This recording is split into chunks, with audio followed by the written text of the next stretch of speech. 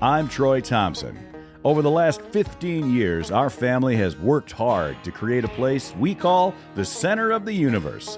A place where our kids and someday our grandkids can come home to and laugh, have fun, learn how to work, pray, worship God, and be a place to celebrate life with all our friends. After a quarter century in uniform, I put away one set of boots for another, working on our acreage, improving the land, fixing some structures, and building new ones. We say, give back to the community, be useful, keep your hands calloused, and spread the gospel. This is a little place in a little state right in the middle of flyover country, from which cries out a voice in the wilderness to all who might want to listen, learn, and laugh along with us. This is our American dream. Hello, friends and neighbors. Welcome to Sunnyside, and it is Veterans Day today. The 11th of November is and has been for a long time the day that we remember the service that our veterans of all of the branches of the military in the United States have given to our nation. Different from Memorial Day, which is remembering those who didn't make it back from wherever it was that they were. This is Veterans Day in honor of all of those who served. And of course, we always pay attention to those who we memorialize as well. And today, friends, I'm happy to say that I have a guest on the show who is the Commandant of the Iowa VA, the Iowa Department of Veterans Affairs, and a person that I know pretty well. And it's Colonel retired Todd Jacobus. Colonel, welcome to Sunnyside. Great to be on with you. And I appreciate your invitation, and I appreciate all that you have done and all that you continue to do. And it was so great to see you a couple of weeks ago, and for the first time in quite a while. It had been a long time since I'd seen you, so I appreciate the fact that you're serving as a county commissioner of Veterans Affairs and continuing to do good work in support of your community, your state, and your nation. So I'm just really glad to get reconnected this way. Well, you take the uniform off, as you well know, and you just put on another hat to go out and to continue to serve and service in the community, in the church, and just the things that's something that we talk about on this show quite a bit, getting out there and being useful and making time to serve others. And you've done that since, obviously, you served for a long time. How many years did you have when you retired? I retired with 33 years of service. Right. Almost 34, not quite, but yeah. Yeah. So long time. Best decision, I can say, the best decision that I made in my life, and I hope my wife is not listening, but the best decision I made in my life was to join, to make a decision to serve. And it all started with a recruiter at Hoover High School when I was 17 years of age. And that's really where the seed was planted, right there. So just a great decision, and honestly, my wife of 35 years, she's been with me almost the entire time. It's amazing. Did you go up to the recruiter, or did the recruiter come to you? Well, the recruiter came to Hoover High School. Yes. He had a booth set up in the student center. Yeah. And he had had brochures and pencils and pens and pads of paper and stuff like that he was kind of handing out. We know those now as RPIs. Right. But at the time, I just saw him and walked over and grabbed a pen from him. And he asked me my name, and I told him. And then, that was the end of it until a couple of weeks later, he came back. And he remembered my name, and we had a conversation. And he mentioned, something about, are you planning on going to school after high school? I said, yeah, I'm thinking about it. How are you planning on paying for that? And of course, that started the conversation about how, wow, you could actually start building towards that as a high school junior. If that's something that you want to do, you could join when you're a high school junior. And I was like, wow, that's a big grown-up decision. I think that sounds like something that I want to consider. And that was the beginning. And he was, he did a great job of, sharing with me all the opportunities that are out there, and got me enlisted. And yeah, it was just I'm just so grateful for him for the time he took and and communicating with me, because I really believe that we are an all volunteer force, but in so many ways we're an all recruited force, because it really, in a lot of cases, like somebody like me, I would have never seen myself serving in the U.S. Armed Forces. That's not something that I just would have seen in myself, but it took somebody to help me see that in myself, and I'm grateful for him for seeing that and helping me through it. Yeah, for 33 years after that conversation, or almost 34 years, it worked out pretty well. You enlisted. Did you enlist as an engineer? I know you were an officer in the engineer branch, but yeah. So I started off my career in the U.S. Army Reserve, and Okay. I was a supply specialist. Okay. And specifically after graduating from AIT, I became our unit armorer. All right. And I did that while I was in college. So after I graduated from high school, went to AIT, came back, and I started being the unit armorer for the 974th Personnel Services Company at Fort Des Moines. And at that point, I decided I wanted to get into the Reserve Officer Training Corps program at the University of Iowa. And at the conclusion of that program is when I transferred to the Iowa Army National Guard.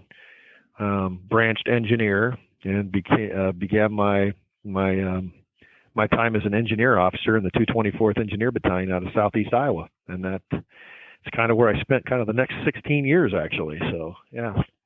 It seemed you were my. I was thinking about it today in preparation for this conversation. I believe I had 7 recruiting and retention commanders, and I know you were. Is that right? Yeah, you were my second after Stabler. And Mike Stabler, yeah. So I have to, and I look on those days fondly. I think those were probably my most productive years, to be honest with you, as a recruiter. But also, you had a command atmosphere that was very healthy, very fun environment to be in the recruiting command. At that time, it was a command. It wasn't a battalion, and it was just a great place to work. It was challenging. Recruiting is difficult. You have to enjoy being told no, or various other forms of no, from 17 and 18-year-olds on a daily basis. But the stories that come from the champions, that come from out of that recruiting, makes it all worth it. And so, yeah, I look fondly back on those times when, you were the commander of the RRC, and I just thought it was a great place to work and a great way to continue to serve. And the guy that hired me, Glenn Paulding, said he's like, the only thing that you have to do is you have to love the Guard, you have to be able to tell a story, and you have to be able to ask people if they want to join. This isn't a hard job, and I kind of stuck with that for over 16 years. Yeah, and you did an awesome job at it. You were a great ambassador of the organization. I mean, and that's everything right there. A great example, a great, somebody, and I agree with 100%, somebody that loves the Guard. And so when I became, I had just left command of the 224th Engineer Battalion after a 1-year deployment to Iraq. I came back in December of 2005, and I took command of the recruiting battalion 4 months later. And in 2006, and I remember as we were talking about that, and there's a lot of people that don't want to do that. Oh my gosh, yeah, that is a tough assignment. I wouldn't want to do that. You're going to go from every month. You're going to have to have a mission laid out on you, and I'm like, you know what? What are we doing? We're selling an organization that is awesome, that we see incredible value in, that we know gives back to our community, to our state, to our nation. I would love to be able to sell that, because it's, we're truly selling opportunity to build readiness for our country, and at the same time, an opportunity to really create a life-changing experience for those willing to step forward to serve. I loved it. 3 years, those are great. That was one of the best 3-year periods of my military career, was serving in the recruiting battalion. It was awesome. Well, it was, it probably, I found that experience as a recruiter helped me in really every other aspect of my services. I continued on either in leadership in the recruiting battalion or into ending my career at the running the 1133rd, close to home, the transportation company. Not a truck driver, never have been, but that was a unit that was getting ready to go to Poland, and strength, readiness, and making sure that we had the equipment we needed was what the job was all about. And I look back on it and I'm like, boy, if I hadn't been a recruiter for so long, I don't know if we would have achieved our strength, readiness, and the readiness for our equipment. So it was a lot of fun. And anyway, I think that experience, those experiences dealing with people, because that really is the customer service part of the Army National Guard, probably translated very well into this position as Commandant of the Iowa Department of Veterans Affairs. And you were just, we talked a little bit before we started the show, and you had just been visiting some folks down in the Iowa City area, and you're just constantly out and about visiting with veterans across the state. Can you just tell our listeners what it is, I guess, that you do, and then we'll get into the scope of the Iowa VA and different things like that? So the Iowa Department of Veterans Affairs is one of 16 agencies, and there's 16 agency directors that all work directly for Governor Kim Reynolds. So I'm an appointee. I have oversight over the Iowa Veterans Home in Marshalltown, the benefits and records team on Camp Dodge, and the cemetery in Van Meter. So those are my three areas of responsibility. We're responsible for training and validating the 99 county veteran service officers that are located throughout the state.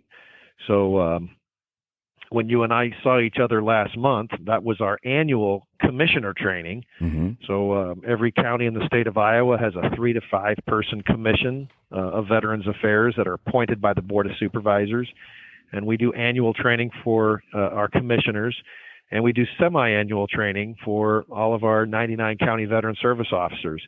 And ultimately, what we're trying to do is ensure that our county veteran service officers have the credentials, the knowledge, current regulations and changes, and so that they can deliver benefits to Iowa veterans that they've earned through service in the U.S. Armed Forces. So that's really kind of the scope of responsibility that I have. And I've been doing this job exactly 2 years. I was hired on November 7th of 2022. So I just went over my 2-year mark.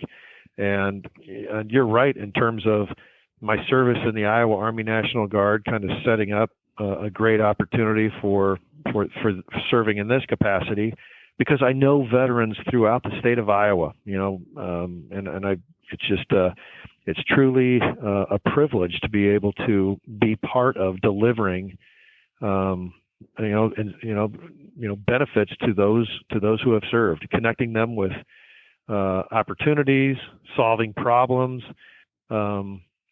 addressing shortfalls within our system, and ensuring that gaps that they have in their support are covered. And the American people, I really believe, they're depending on the United States Department of Veterans Affairs to take care of those who have served our country. And all of us that work for Veterans Affairs in any way get the privilege on delivering on that expectation of the American people, whether we're at the federal, the state, or the county level, or in one of the nonprofits that support veterans. We American people have high expectations, and we get the privilege to deliver on those expectations. So that's important for people to understand. When people hear VA, they think the Veterans Administration, and that's, of course, the federal. And there have been many stories, news stories, reports, commentaries. The VA on the federal level is a lot of great things going for it. Does a lot of great things for veterans, and then it also has some room for improvement that is highlighted. It seems more frequently on the news. But the Iowa Department of Veterans Affairs works closely with the federal, but it is a separate organization. We are separate. And I certainly don't work for the federal government just any more than the counties don't work for me. Right. But I like to say that we all work together to deliver on to Iowa veterans. I've heard Secretary Dennis McDonough, who's the U.S. Secretary of Veterans Affairs. He comes to. We have a semi-annual meeting of the National Association of State Directors of Veterans Affairs, so my equivalent in the other states across this country. And during one of our meetings, he shared with us that out of the 999,000 things that we do right, yeah, the one thing that we see in the newspaper is what was wrong. And so he started off kind of sharing why, that's not fair. That's not a fair assessment. But he turned quickly and said, I am glad that's the case. I am glad that we are held accountable for where we don't do things right, because we should be delivering every time in a quality manner, doing the right things for the right reasons in a timely manner to support veterans. And where we don't do that, I'm glad we're held accountable. We should be. And as I'm listening to him talk about that, I'm thinking, you know what? I agree with that. Right here in Iowa, we've seen some nightmare stories that have taken place, and those have been, pushed out across, social media on major news outlets. And what we've done as a result of those is made some changes, and they're changes that are going to improve our systems, improve our processes, making sure that we have better communication between different levels of government. It's painful, it hurts, but we make progress, and I'm grateful that our society holds us accountable to a very high standard when it comes to taking care of veterans who serve in the U.S. Armed Forces. So it's there's a national convention, as you mentioned, for all the directors of Veterans Affairs in every state. Every state then does have a commandant or a position such as which you hold? Yep, every state has one, and they're called different things. The language of the Iowa Department of Veterans Affairs was changed during alignment 2 years ago during the legislative cycle, and when the agencies of the Benefits and Cemetery Bureau became no longer an independent department. They became part of the Iowa Department of Veterans Affairs, combined with the Iowa Veterans Home. So instead of having two agency directors, one responsible for benefits in the cemetery and one responsible for the Iowa Veterans Home, now there's only one position. And so, the legislative language changed to retain the title of the Commandant of the Iowa Veterans Home to be the title of the Commandant of the Iowa Department of Veterans Affairs. I think that I'm the only one that bears that title across the country. Most are called commissioners, directors, or executive directors. Okay. That's what the title that most of them hold is. But we all basically have the same duties and responsibilities. Commandant's a great name, though. I mean, that's a great title. Do you like that? I mean, you've been called. Yeah, I do like it. You've been called commander many times in your career, but commandant. I mean, that's I know it feels different. Yeah, it does. Yeah. Well, and I'm grateful to be the first one to serve in this capacity. Right. And honestly, I look at across our state government. I mean, I'm trying to imagine how it was before the realignment of state government. There were 37 agency directors, and that's a lot of leadership working underneath the governor, right? Right. That was and when I first came on board, that's the way it was. There was a significantly larger number of people at our agency director meetings, making it a little bit more difficult to just have a meeting. I mean, even literally finding a meeting space. Yeah. So, I kind of was able to go through this whole process with other agency directors and the governor's leadership team, and figure out how do we make this work. And it's just and now instead of having multiple organizations, two different organizations representing veterans and veterans initiatives, we've got one spokesperson, myself. And we're able to. I feel like it's consolidated a little bit better, and hopefully we can say that we're delivering services in a better way to Iowans, and I believe that's the case. Well, I want to drop back. You mentioned that they retained the title Commandant from the Veterans Home. I did a little bit. I read looking at the website for the IDVA and looking at the Veterans Home history. 1887 is when it was started, as in response to veterans coming in from Iowa veterans from the Civil War and taking care of them, and then getting into medical care in the 1890s. Shortly after that, and then.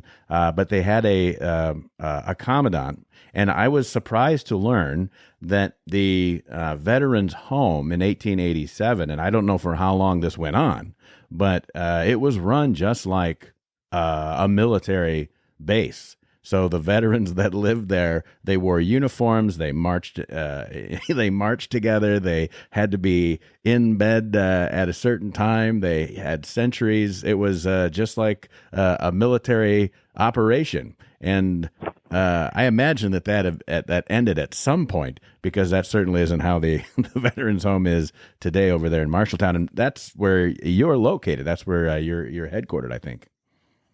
Yes, I work every day out of the Iowa Veterans Home. I'm actually looking out over south over the front yard at the flagpole. It's decorated for Veterans Day, but yeah, that's where I work every day. And you're right, the evolution of the Iowa Veterans Home is absolutely incredible.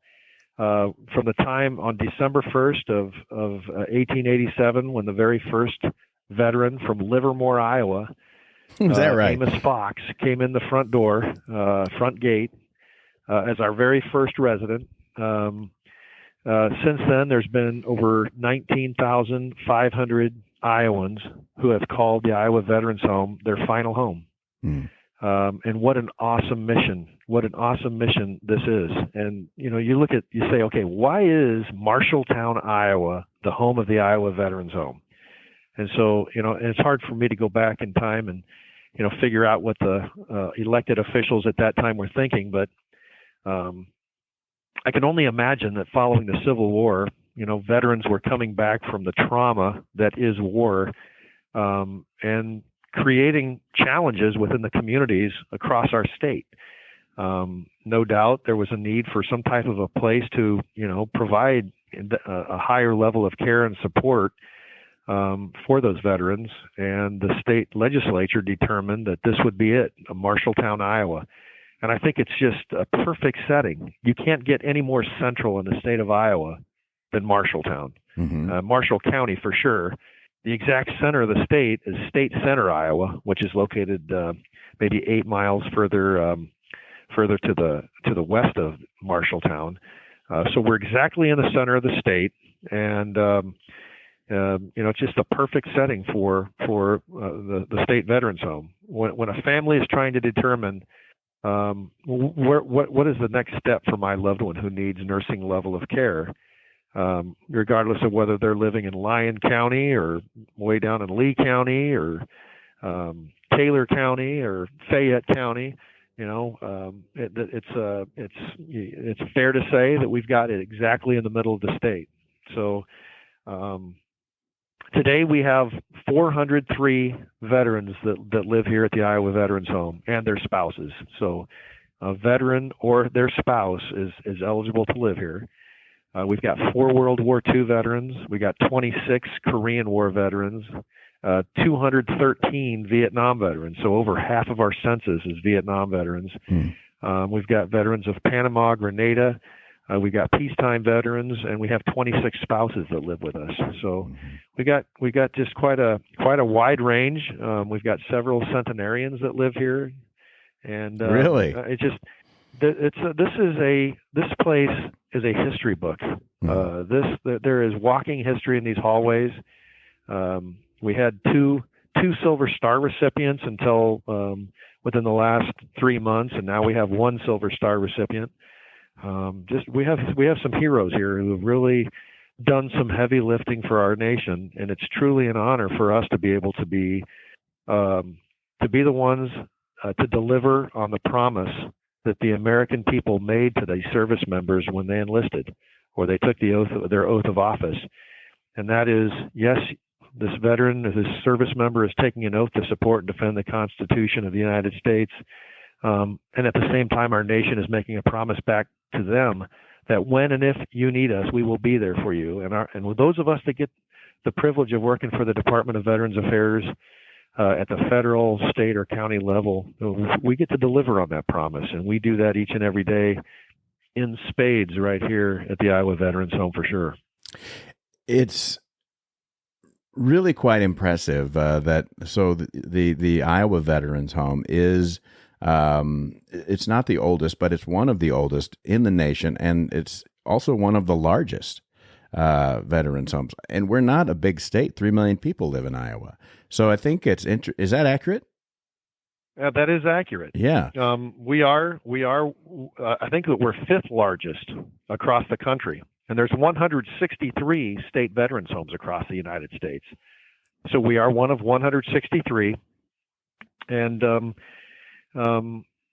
we are unique a little bit in that we have only one here in the state of Iowa. Okay. And this is something that's been brought forward to me by various, service organizations and communities about why do we not expand our footprint to add another veterans home in some other part of the state. And so, I've had that discussion with several people in several different parts of the state.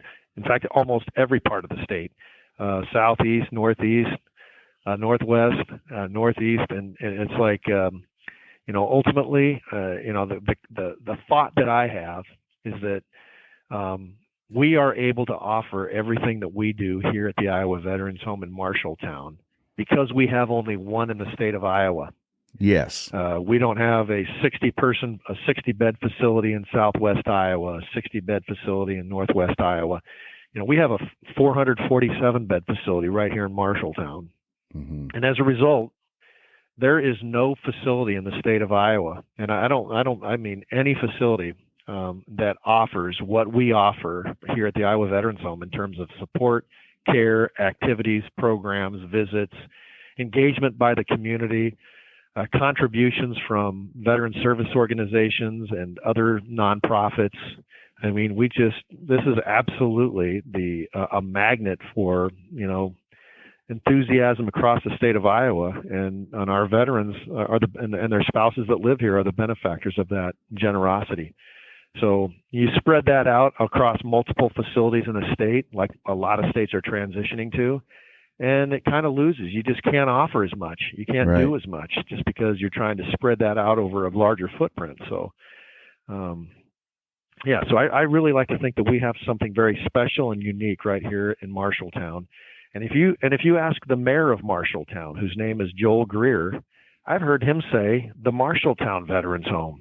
I was like, Mayor, this is the Iowa Veterans Home. He don't tell anybody that. This is the Marshalltown Veterans Home. Yeah. And I love his ownership of that. And I would say that Mayor Greer isn't alone in that.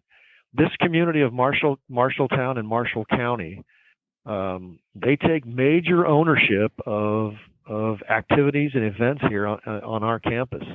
There's not a veteran or a spouse who lives here who does not receive a Christmas gift every year because of the generosity of this community that works with our social workers and identifies what people would like to have for Christmas. They put these Christmas trees around with wish lists on them, and they deliver. And it's just absolutely incredible to see. That's just one small example of what the community of Marshalltown and Marshall County does to support us right here. And we're grateful for that. It's a real testament to the people of Iowa and the Iowan spirit, I guess I would call it. I always thought that Iowa had, if not the best state motto, the second best, which, our liberties we prize and our rights we will maintain. And it appears to be right in line with the promise that Iowans are keeping to the Iowans that have served, and whether it's with the Veterans Home, the Veterans Cemetery, which that's a newer establishment, isn't that? Over in it's got an Adele address, but it's actually you mentioned that What would you say? It's in Van Meter. In Van Meter, yeah. It has a Adel mailing address.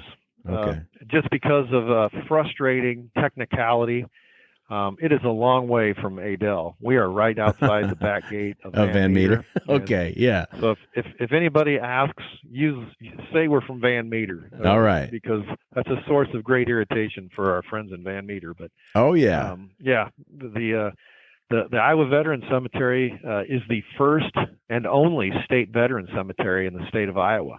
Mm-hmm. So it's a wonderful facility. They first broke ground there on Veterans Day of 2006. That's when groundbreaking took place there, and took 2 years to build. July 3rd of 2008 is when they actually did the dedication. And there are 7,932 veterans and spouses interred there now. And wow, we have 6,001 veterans and 1,931 spouses. Wow. So it's amazing to see how that facility has grown. And I encourage Iowans to go out and visit the Iowa Veteran Cemetery. If you're heading east on I-80, coming towards Van Meter, you'll see the flagpole at the top of the hill signifying the Iowa Veteran Cemetery. And our staff out there works tirelessly to make that facility as close to Arlington as we can possibly be. And I'm very impressed with their work and their professionalism and what they do every day out there to support Iowa veterans. There are sometimes 4 to 5 internments every day at the Iowa Veteran Cemetery. Really? Isn't that incredible? It is. Yeah, every day. Well, that's part of the responsibility of, you mentioned 99 counties in Iowa, and that means 99 VSOs that are certified or have to be certified in order to do their job. Many of them are full-time.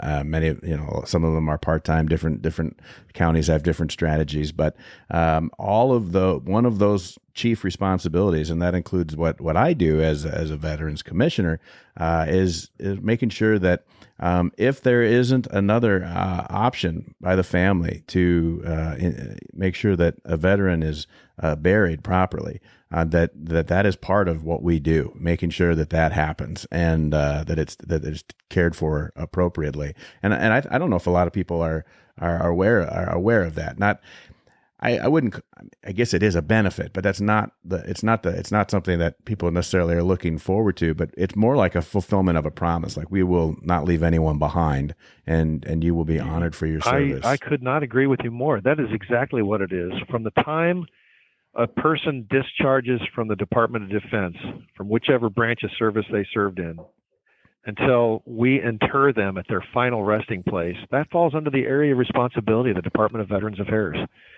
So, including delivery of benefits, support in any kind of health-related or benefit-related issues, ensuring that we provide adequate medical care to address, service-connected disabilities, and support of, to get them to be as whole as possible.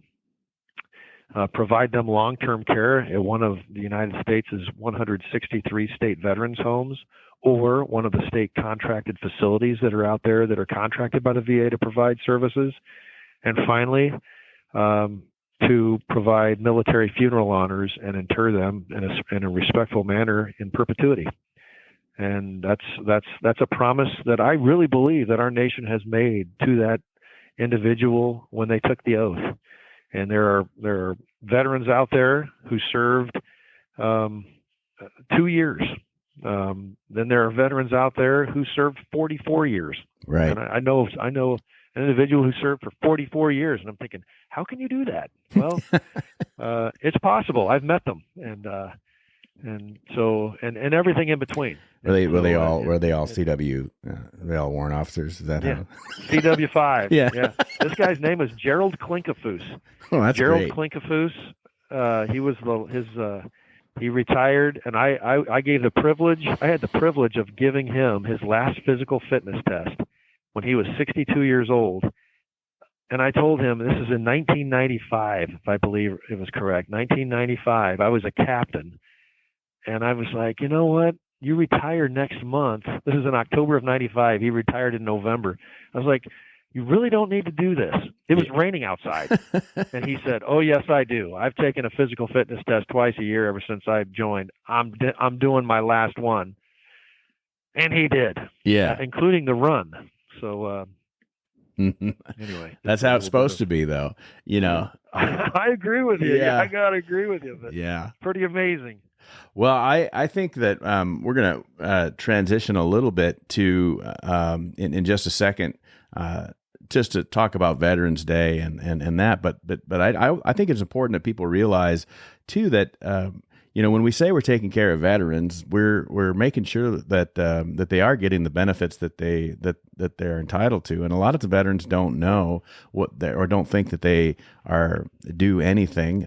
There's a lot of pride in a veteran personality, particularly the older that they are. It seems like, and there's probably some confusion about what they're eligible for based on their service. There's one thing that if you serve for 20 years, that's a different sort of pension, and then there's the like you said, you serve for a couple of years and something there's everybody's potentially entitled to something, and now particularly as they get older, they're finding that more and more things are tied to service-related conditions, and the only way to find that out is to talk to that local county VSO, and if not for yourself, and I'm talking directly to curmudgeonly veterans, if not for yourself, for your spouse, because those benefits transfer and benefit your spouse as well, and so those are enormous things that I don't think people realize. It's in the tens of millions of dollars annually for a small state like the state of Iowa, population-wise, that is paid to individual veterans, regardless of term of service or branch of service or rank or any of that. It's things that are due, and that's separate from things like you and I get, like the federal pension stuff. So I mean, it's the things that they have, I don't know if you want to call it earned, but they are due to receive because of their service. Entitlements. Yeah, they are entitled to compensation from the U.S. Department of Veterans Affairs based on injuries or ailments or whatever incurred while in line of duty. And you're exactly right in that it is the veteran service officer at our counties that connect veterans with those opportunities, that information, those resources.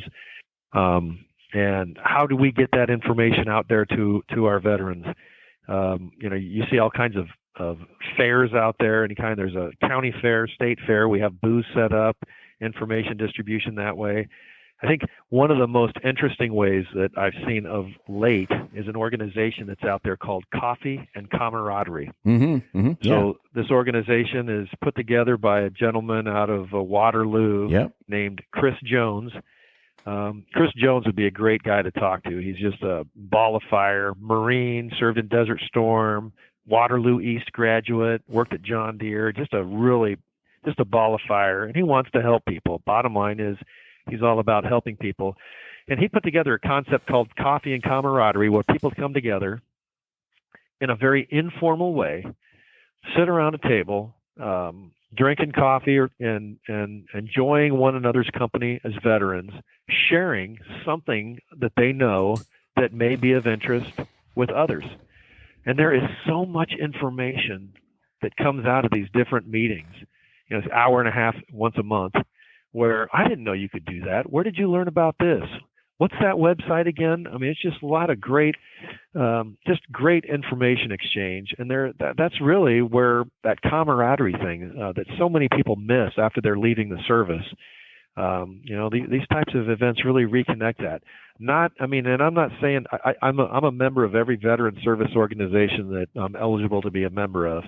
And I 100% support their efforts and endeavors, and they have a great place, and they do a lot of these things as well. But these informal gatherings of veterans in a program with Coffee and Camaraderie really just provide a low impact, easy to join, leave, come as you please, informal exchange of information. And it's just a really good format. Well, if you and I am aware of Coffee and Camaraderie. They were doing a kind of a branch of that up in Mason City when I was running the show up there, and so got to. They would come in on Saturdays and just host that event for folks that wanted to attend, and I think it was real beneficial. I'm not sure if they're still doing it in Mason City or not. It's been a while. I retired 3 years ago, so I'm not quite sure if that's still going on over there. But I am aware of what Chris does, and I think it's a great program for sure. Do you have any? So one of the things that obviously you had the opportunity to do now as Commandant, but also as having been, a commander in the National Guard, particularly in the recruiting command, but in other capacities as well, you definitely had the opportunity to speak to groups on Veterans Day. And so I think we'll take the last, 15 minutes or so here and just let's start by I'd like to have you use your speaking skills in that regard about what in the world, why is Veterans Day so important? Yeah, that's a great great opportunity to talk about that. And I really look at somebody says, well, who is a veteran? There's a lot of definitions of veterans that are out there. There's veterans that are eligible to entitlements based on when they served, where they served. There's a lot of frustration among some saying, well, they don't classify me as a veteran. And there's, maybe a consideration of some diminished perception of somebody's service. And I simply say a veteran is someone who separated themselves from this 330 million person formation that we know as the United States of America by stepping forward to say, I will serve, fulfilling their obligation to our country honorably, and receiving an honorable discharge. That is who a veteran is, and that is who we're celebrating on Veterans Day.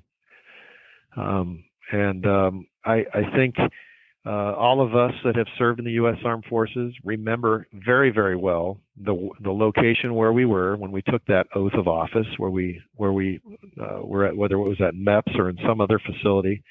But raising your right hand and taking that oath to support and defend the Constitution of the United States against all enemies, foreign and domestic, that I will bear true faith and allegiance to the same, that I will obey the orders of the President of the United States and the orders of the officers appointed over me according to regulations and the Uniform Code of Military Justice. So help me God. I think that's about it. I said that several times when I was at MEPS, but that's an incredible oath for a young man or a young woman to take. And later on in life, you reflect back on that and you're thinking, wow, what an incredible oath that we took.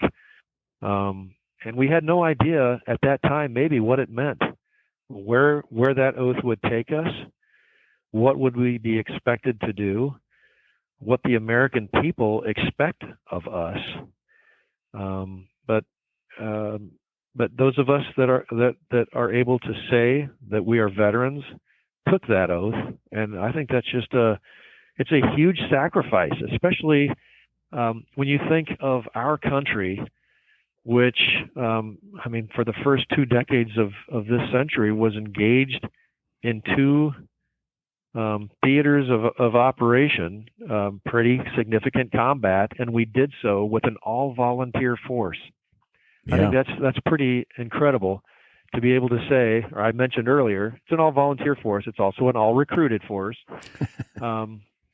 But I know that I'm not, me as an American, I'm not the only one astonished at this. When I was in Kosovo in 2015-16, I served with a lieutenant colonel from the Swedish Air Force and a commander from the Swedish Navy on this NATO advisory team.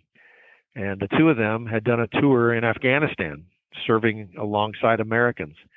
And the 2 of them made a comment about, it's incredible to see the number of Americans in this Afghan footprint and what the commitment is from the American people. And the fact that you do this with an all-volunteer force, how does that happen? How does that happen in the United States?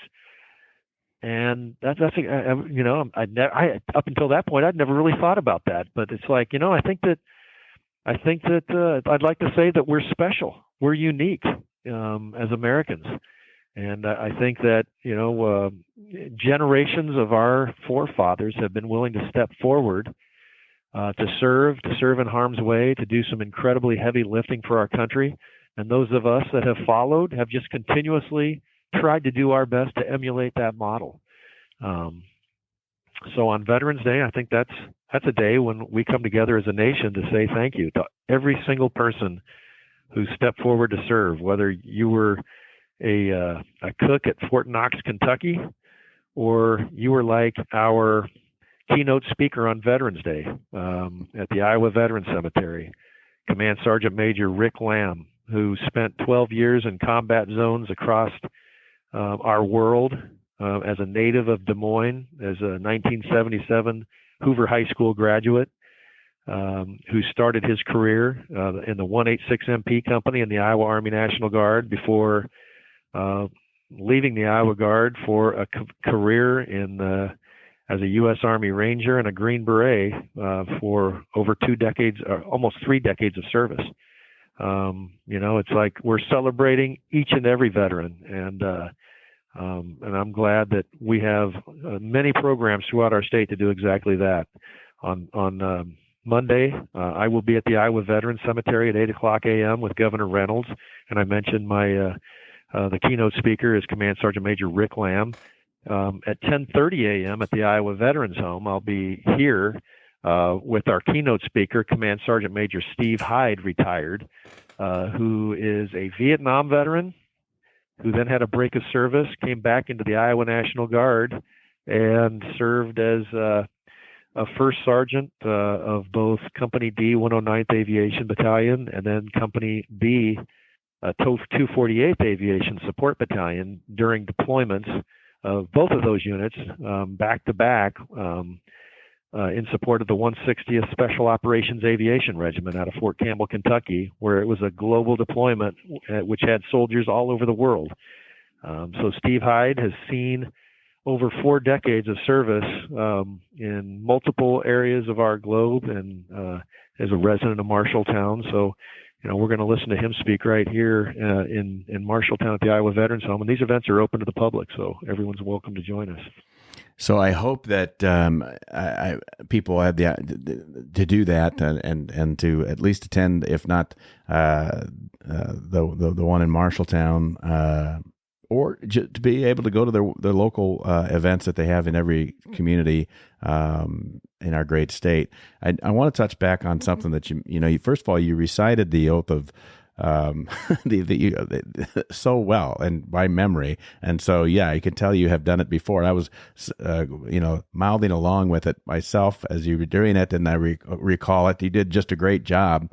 But I think that the important thing about that oath, like any oath, is that it's not relative to your term of enlistment. It's permanent. So that oath to uphold the Constitution is permanent. And that's something that I think reflects back on veterans and how they take their service seriously. You go, if you hang out, and if you go talk to vets in the American Legion or the VFW, the old timers that, everybody has their favorite stories that they'll tell you, and they'll use different names for different things. I don't even know what you're talking about. We never had that, or whatever. And now I'm getting to be one of those old timers. I talk to the guys that are coming back, they're still in uniform. I have no idea what they're talking about. It doesn't jive with me. Plus I was a recruiter, so acronyms are really hard for me anyway. But I think that I found that the guys that were drafted, or the guys that were enlisted, and guys and gals, I mean, just male and female soldiers, sailors, airmen, Marine, whether they were enlisted on their own accord or they were drafted, they all have the same thing to say about that period of time in their life, where they look upon it appreciatively, and they, regardless of what they went through, and I didn't want to join. I was drafted, but that was that was the best 2 years or 1 year or 3 years of my life. Not the best of their life, but they really appreciate that time. And I've seen that for 20 some years, talking to veterans and just getting that same feedback. Now, maybe the ones that didn't feel that way didn't feel compelled to speak to a guy in uniform who happened to be a recruiter either. But is that what you found? I think you're exactly right about that. I have spoken, dating back 2 decades, I've spoken at Rotary Club meetings. I've spoken at school events, at JCs, Kiwanis, all different kinds of organizations across the state. And the message that I get is, I ask this question: oh, how many people in here have served? Are you glad that you served? Some of them look at you kind of puzzled, like, well, of course I'm glad. But you get this puzzled look, like, why would I not be? And it's so interesting. I've had people say, well, I was drafted. And I was like, are you glad you served? Well, yeah. And some of them talk in a negative way about their service. Oh my gosh, when I was in Vietnam, this happened. We had to do this. We had to do that. Yeah. and honestly, I share this with people as veterans. We need to be cautious about that, because people are listening, and people that are very influenced by the words that we use. And it's like, so I'll quick to say, okay, that sounds incredible. This what you just shared with us is incredible. At the end of your time in service, are you glad you served? And I have yet to find somebody that says no, never, not one time. And I've asked that in many different occasions. And I'm not saying there's somebody out there that's not that way, but every time I've asked that question, it's like, oh my gosh, absolutely. I am so grateful for my time in service, and I would not trade that for anything. And I'm including some people that I know who have been grievously wounded in combat. Right. And at the conclusion, their post-military life, their time as a veteran, is not as a 100% able-bodied person. Mm-hmm. And the question I asked to them, are you glad that you served? And I've yet to find somebody that said no. So it's it's a weird. I think it's kind of weird that way. Veterans are like that. That part of what makes you special. That people have to when veterans complain. It's kind of the fun part about being a veteran. Sometimes is like because when you were a soldier, you might have stand around and hang around with the other E4s and complain about life too. But that's part of the nature, I suppose, of any type of brotherhood or camaraderie with the military. But yeah, everybody does seem to really appreciate their time, and I wonder if people are aware that it's really wonderful, and after 9/11, it really came full circle, particularly for guys like me who are son of a Vietnam veteran. And whatever operations we went off and did after 9/11, we were always welcomed back home and brought and thanked for our service. And the Vietnam vets, half of which that make up the residents at the Iowa Veterans Home, didn't get that response. And when I asked my dad about it on one of our welcome home situations, I felt kind of foolish because I really didn't feel like I did anything. In fact, I would still say to this day that I got more out of my service in the military than the United States military ever got out of me. And I think that's a fairly common response from a lot of veterans. And I said, Dad, doesn't this seem kind of ridiculous? I mean, we didn't really do much. And compared to, his service in Vietnam, and he was like, are you kidding? I'm just glad that they welcomed you home, and that was very poignant moment, for me. And I just hope that that's the case for that. When people say thanks for your service, it's almost become, I don't want people to not say, hey, thank you for your service, because I believe that a good percentage of people actually sincerely mean it, and the greater percentage, whatever that happens to be. But it rings a little hollow anymore for some veterans, because you're like, okay, it was like, yeah, I'm a vet. And they're like, oh, thanks for your service. And like, yeah, okay. We appreciate. So it's like Veterans Day is more than just thanks veteran, thanks for your service. Here's a pancake, it's something more, it's a lot more than that. And I wonder how, what your experience is with dealing with non-veterans, in your current capacity, and then having all of the experience that you've had in the military. How do you take that, or what's your perspective on what I just said? Yeah, well, it's so interesting that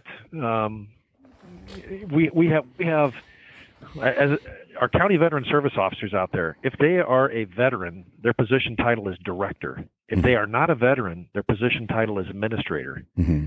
And so you can determine which ones have actually served in the U.S. Armed Forces and which have not, which ones are veteran and which are not. I'll tell you that some of our most effective county veteran service officers are administrators. Yeah. They are not veterans. We have, out of our 700-person force here at the Iowa Veterans Home, we have 43 that have served in the U.S. Armed Forces that are veterans. Yeah. The rest are not veterans. So the preponderance of our community are non-veterans.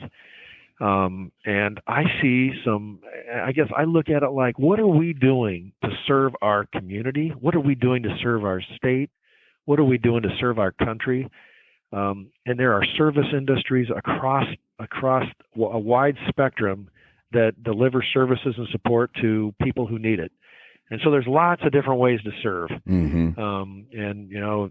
There's folks that are, for whatever reason, not eligible to join the military. I mean, you as a recruiter know more than anybody that a small fraction of the population meets the health and mental abilities to serve in the U.S. Armed Forces, which is a frustrating thing. But there are certainly a vast array of options out there to give back, to serve, to help others. And I feel like that's kind of like an obligation that we have as human beings, not as Americans, but as human beings. Just serve where you can, help those that need it. And I see that taking place across every community with which I'm connected. There's just some people that are the go-to people in those communities to help other people and to lead those efforts. That was a message that I gave when I was recruiting. I realized that, I look at that high school, all-star quarterback, great grades, athlete and everything. And he's like, I want that kid in the National Guard. And 9 times out of 10, they did not. They chose another path, which, but you can still ask them anyway. And you don't stop asking just because they say no the first 6 or 7 times. But I think that I would always say, look, there's a lot of ways you can serve. You're not all mentally, morally, or medically qualified to be in the military, and I understand that. So if you can't serve in this capacity, there's lots of ways that you can serve, and don't go through life without giving back. You're going to get way more out of your gift of time or labor or whatever, money, whatever it happens to be, than you're ever going to be able to get back. So I hope that that's what people do. Obviously, that's what folks are doing there with the Iowa Department of Veterans Affairs, and you continue to serve and make an impact. And it's all just about taking care of. You said it best. Those people that stepped out of that 330 million person formation and said, "I'll do it." And we want to tip our hat and shake a hand and say, truly, thank you, veteran, for your service on Veterans Day. I agree. I think the other part that I would add is that we've got veteran service organizations across our state and across our nation that are literally dying because we have veterans who are not willing to join. And I don't know, I haven't figured that part out of it. Why is it that those of us who have served in the U.S. Armed Forces are less likely to join an American Legion, a Veterans of Foreign Wars post, an AMVETS post, a Marine Corps League, Disabled American Veterans, Paralyzed Veterans of America as it applies, but it's a travesty to see statewide some of these centers of our communities that are dying along with our Vietnam veterans and our Korean War veterans and obviously World War II veterans. That next generation seems to not have stepped up like maybe we would hope to take on that leadership role. I really believe that our veteran service organizations out there in our communities play such a vital role in making our communities aware of those who have served. They're the only exposure a lot of communities have to the U.S. Armed Forces is veteran service organizations. And it's really been sad to see places like Keokuk, Iowa, a pretty decent-sized community, lose its Veterans of Foreign Wars post. And we're seeing this same scenario play out across the state. And so my message would be, if you are a veteran, please join our veteran service organizations. These organizations have school programs, community programs. They make our communities stronger, more vibrant.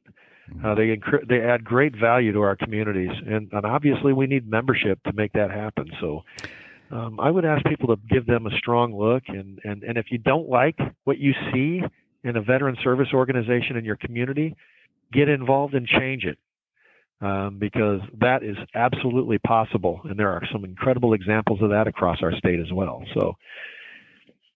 Well, that's absolutely right. I wonder if there's some value to you take a look at the model that the Iowa Vet Home has, and that it's one place, and so you can offer all of these services to all of these different groups of veterans.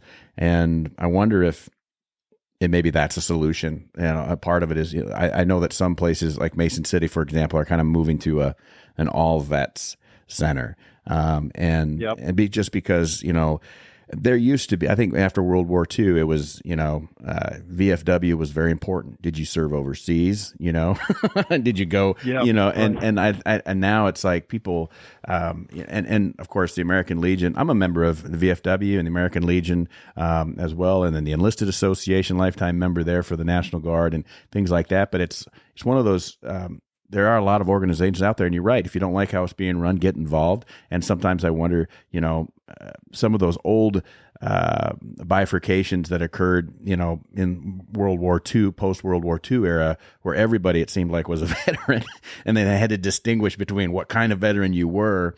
Now it seems like, hey, we need to all come home and figure out how to make that impact in our communities and make that that type of service and way of life and patriotism that we experienced as members of the military across the board. Maybe it is more of a consolidated effort, because I agree 100%. You're seeing that those organizations, those little posts in all these great little towns boarding up, and that's right. Challenging. That's not the great note we want to end on. No, it's not. Get involved. I'm so. I'll share with you. This is my first podcast. I've never been involved. You've done great before, so this is awesome, and I hope that I told you that we want to do a virtual tour of the Iowa Veterans Home, and we're working to get video footage of our campus, our 160-acre campus here, including the 5 buildings and typical rooms, and then once we get that completed, I want you to be the guy that comes in and does the voiceover for that. Well, I'd be honored to do that. We have to figure out. Yeah. In fact, as we're talking about this, somebody said, well, we could have Todd Jacobus do it. It's like, oh, no, I'm not doing that. I mean, you got to have a professional voice to do that. And I'm like, okay, so what do you do? I know the guy. I already know him.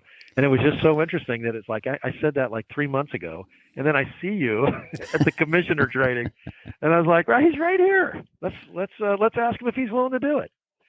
So anyway, we've got work to do on that, but I hope that you'll commit to helping us out with that, because what we want to do is we want that person that lives in Lyon County to be able to take a virtual tour to see our campus without having to drive here. Right. And that'd be a great resource for veteran service officers throughout the state, just so people can see for themselves what this place is all about, because I mean, I mean, I just can't imagine that there is a better place out there for a veteran to live if they need nursing level of care than right here in Marshalltown. And I want to get that news out there and share that with people. And I think that a video tour, of a virtual tour of our facility would do exactly that. So just thanks in advance for helping us with that. Absolutely. I'd be happy to do that. And I'm looking forward to seeing that project and being a part of it. And anything else that I can do too. I know one of the things that we've been successful at making people aware in Winnebago County is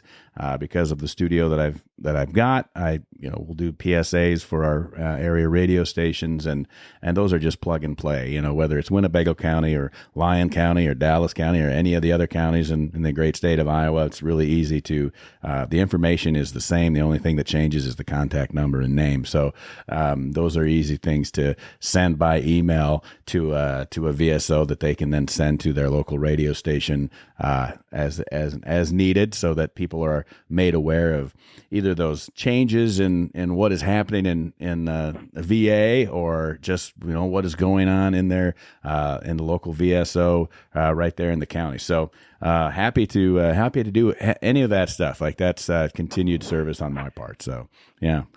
Yeah, no, I appreciate that. And the other part that Laurel Degelau is our volunteer services coordinator. Laurel is a retired master sergeant from the United States Air Force, retired in 2019 and came immediately to work here in Marshalltown, and works as our volunteer coordinator. Our volunteer force is truly what makes this place extra special. We couldn't do it without volunteers. So I would encourage all of your listeners to go to our website, do a Google search on Iowa Veterans Home Volunteers, fill out the volunteer application form, get your name on file, and pick a day every other month or every month that you want to come down and just transport residents to activities or to church services or coordinate a bingo day. We have so many activities that are taking place every day, facilitated by community members from all over the state. We have a group way up in the northeast corner of the state that come down once a month to do bingo, and they bring down 7 ladies from an American Legion Auxiliary, and they do bingo once a month. And we have vast opportunities like that for anybody that wants to coordinate an effort, and Laurel Degelau would be our point of contact to help make that happen. So we appreciate any support from the community where we can get it. Well, definitely place the dva.iowa.gov website link on the show notes here, so folks can get to the website there, and if I can get, and I'll find that volunteer submission form, I'll put that link on there as well, so that folks will have that readily available when they listen to the show, and they can just click on it and go from there. Appreciate that. Thank you. Very good. All right. Well,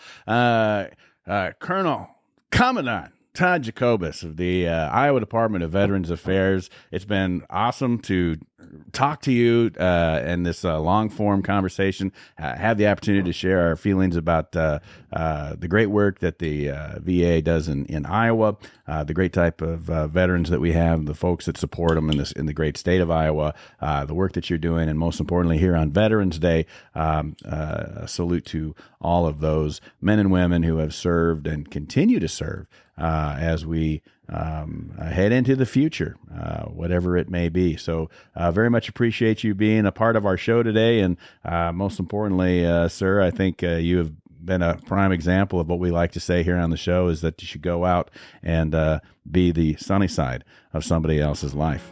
Thank you. I appreciate that. I want to thank all our friends and guests for stopping by for this episode of the Sunny Side of Life. All the Sunny Side of Life players who stopped by, creative support provided every day by my incredible wife Heidi and our fantastic 4 boys. Thanks to every one of our listeners. That means you. A big shout out to my brothers and sisters in uniform holding the line around the world. Share the word, folks. Let the people know what we're up to. Subscribe so you never miss an episode, and follow us on social media.